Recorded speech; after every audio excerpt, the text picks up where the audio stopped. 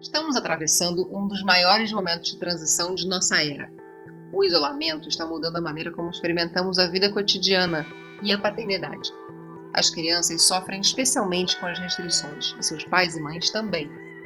É por isso que a Alquimétricos criou uma coleção de brinquedos ecotecnológicos acessíveis, com o objetivo de gerar um alto impacto na educação. A melhor alternativa para as telas é código aberto, sustentável e faça você mesmo.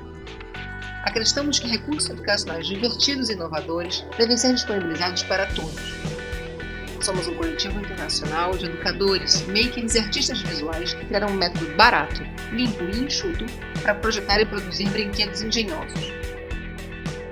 O Alquimétricos são faça você mesmo, para construir em casa usando ferramentas simples e até reutilizar materiais de embalagens do dia a dia. Cada proposta de atividade se baseia nos princípios da aprendizagem criativa, voltadas para o desenvolvimento de habilidades ligadas às ciências, tecnologia, engenharia, artes e matemática. O movimento já começou e agora precisamos de você para torná-lo livre para o mundo. Ajude-nos a levar brinquedos educacionais divertidos para todos os lugares, deixando a menor pegada ambiental possível. Os apoiadores terão acesso a tutoriais em vídeo, plantas, projetos digitais e instruções de montagem para dezenas de modelos semanas antes do lançamento oficial.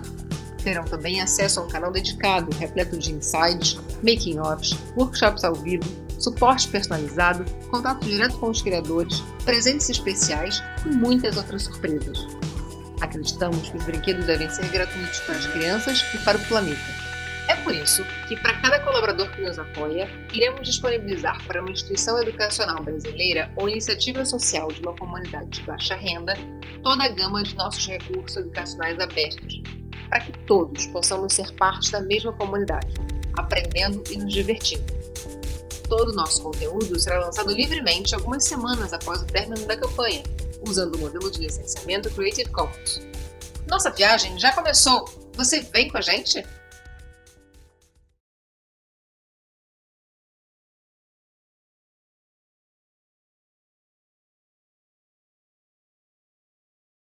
Una actividad que para los chicos es sumamente interesante porque van aprendiendo a reciclar envases de letras, interesando con las figuras, con los colores. I'm shooting this video from Morocco. It's about Alchemetricos. We brought Alchemetricos project to Casablanca last year, and we worked with a lot of people. Some of them are even students in engineering, and they are using the idea of that they learned and things they learned from Alchemetricos workshop in designing new things and also in calculation. A jugar. ¡Qué legal!